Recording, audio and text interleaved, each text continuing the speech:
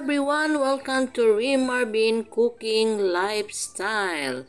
Sa araw na ito, gagawa tayo ng masarap na ulam sa probinsya. Ito ay kadalasang kinakain sa mga bukid, sa mga palayan. Ayan, ito ang ating bangugon. Tanggalan muna natin siya ng puwet. Kasi yung puwet mapait po yan pag hindi tinanggal. Ayan, fresh po ito. O yan, nasa sako pa. Yan, tanggalan. Tapos nating tanggalan, magkayod tayo ng fresh niyog. Ayan, puro fresh pag nandito tayo sa probinsya. At dito naman, pagkatapos ng niyog, ito yung ating gabi na hiwa na. Ang gabi natin is tatanggalan natin yan siya ng skin. Kasi yung skin, makati po yan pag hindi tinanggal, pag sinama yan sa luto. Ayan, tanggalan natin yan siya, ganyan. Depende kung gusto nyo yung mas maliit na paghiwa pa yung tangkay, pwede din. Ako kasi ganyan lang ginawa ko kasi malalambot naman yan siya pag naluto mamaya. Ayan, tanggalan natin. Sa hindi pa po nakasubscribe sa ating channel, just click the subscribe button and notification bell para ma-notify kayo sa ating mga newly uploaded video. Ayan, pagkatapos nating tanggalan ng skin, ang atin namang dahon. Ang ating dahon, para hindi siya makatiyan, tanggalan natin sa dulo. Ayan din, sa dulo yung sa taas banda. Tanggalan natin yan ng konti at saka yung sa gitna. Same process po sa ibang dahon. Yan, tanggalan lang natin yan siya. Yung mga dulo-dulo niya at saka yung sa bandang gitna. Tanggalan natin dahil yan siya, pag tinanggal yan siya, hindi rin makati ang dahon pag niluto. Yan, kasi mostly kasi ang mga gabi ay makati. Kaya tanggalan natin yan. Yan ang ating secret or tips sa pagluto ng gulay na gabi. At pagkatapos na nating tanggalan, isalansan natin siya ng lahat ganyan para sabay-sabay natin siyang hiwain na maliliit. Ayan, sa hindi pa po nakasubscribe sa ating channel, just click the subscribe button and notification bell para ma-notify kayo sa ating mga newly recipe at uploaded video. Ayan, pagkatapos nating masalansan ang ating taro leaves or gabi, ayan, hiwain natin siya ng ganyan. Pwede ring hiwain ng mas manipis pa dyan sa pagkahiwa ko. Depende po kasi sa atin kung gaano natin kaliit or kalaki ang paghiwa.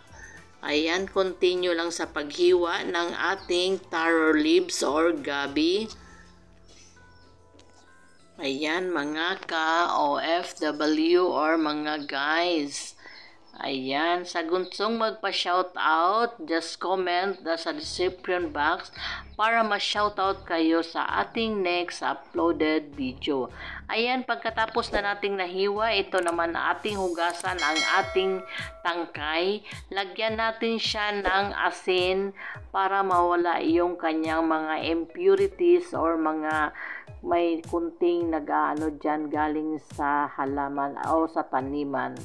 Ang asin kasi nagpapatanggal yan siya ng kung may magdikit-dikit na maliliit na insekto or mga impurities, natatanggal siya ng asin. Ayan, hugasan lang nating mabuti. At least mga 2 to 3 times.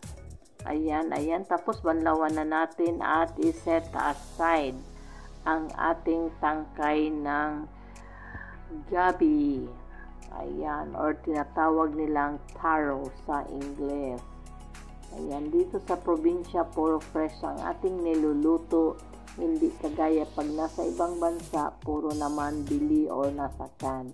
Isunod natin ang ating taro leaves or gabi. Sa same process, lagyan din natin ng asin para matanggal yung kanyang mga impurities or mga small insects na nakadikit sa dahon. Ayan, ganyan lang. Ganyan-ganyanin lang ang paghuhugas. Ayan. Nagpapatanggal din yan siya ng kati sa ating gabi.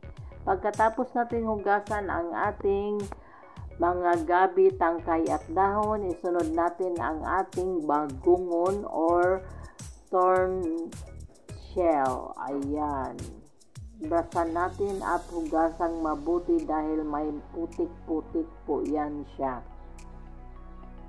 Ayan. Hugasan natin hanggang mag-clean ang water. Ngayon, tapos na nating inahanda lahat. Ito na ang ating mga sangkap. Nakahanda na lahat siya.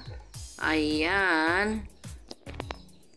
O ating asin, ang ating then isalansan natin siya dito sa ating cooking pot. Ilagay natin una ang ating shell, then ang ating tangkay ng gabi. Yan, isalansan lang mabuti. Pagkatapos isunod natin ang ating dahon. Ayan. Pagkatapos nating masalansan ang ating dahon, ilagay natin yon pangalawang gata ng ating nyog. Yun ang magsisilbing maglaga sa kanya or magpalambot. Ayan, ilagyan natin. Hindi pa natin yan naisalang sa ating apoy. Yan, ilagay muna natin. Pag nailagay na natin yan lahat, isalang natin sa ating apoy pero wag nating aukayin or haluin. Ayan. Kasi pag ang gabi din palaging hinahalo, kakatiyan siya. Yan, lulutuin lang natin siya ng for how many minutes hanggang maglambot. Sa puntong ito, kumulo na ang ating gabi at ang ating bagungon. Yan, ilagay natin konti ang ating, haluin natin, ilagay sa baba ang ating leaves. Tapos ilalagay na natin ang kanang mga remaining ingredients or sangkap. Dito ilagay na natin ang sibuyas, bawang at ang ating luya. Sunod natin ang ajinomoto at saka ang ating asin, ating paminta. Lagyan natin ng 2 tablespoon na vinegar. Optional pa yon ang ating vinegar. Pero nagpapa-enchant flavor. Then, wag munang haluin dahil nilagyan natin siya ng vinegar. Takpan muna natin hanggang kumulo. Mga few minutes. Again, sa hindi pa po nakasubscribe sa ating channel, just click the subscribe button and notification bell para ma-notify kayo sa mga newly uploaded video. Pagkatapos kumulo, lagyan natin ng magic sarap to enchant the flavor ng ating niluluto. Ang magic sarap ay lalong nagpapasarap sa ating mga nilulutong dishes or pagkain. Ayan. Then, haluin na natin at dahil kumulo na yan siya. Yan, haluin natin at lutuin natin again yan siya ng mga ilang minuto para lalong lumambot ang ating gabi. Siyempre, tikman po natin kung tama na yung lasa or asin ng ating niluluto. Lagyan natin ng konting mantika. Optional lang din po yung mantika natin. Ayan. Pampadagdag lasa lang sa ating niluluto. Ayan. Pagkatapos na lahat, ilagay na natin ang ating kakanggata. Ang kakanggata, ako kasi pag naggagata ako, lagi kong huling nilalagay yan. Kasi pag una nyo yung ilagay, hindi nyo na mararamdaman or malalasahan ang tunay na gata. Pag sa huli nyo kasi nilagay, pakuluin nyo lang ng 1 minute tapos luto na. Damang-daman nyo ang creaminess ng ating coconut milk or gata. Ayan.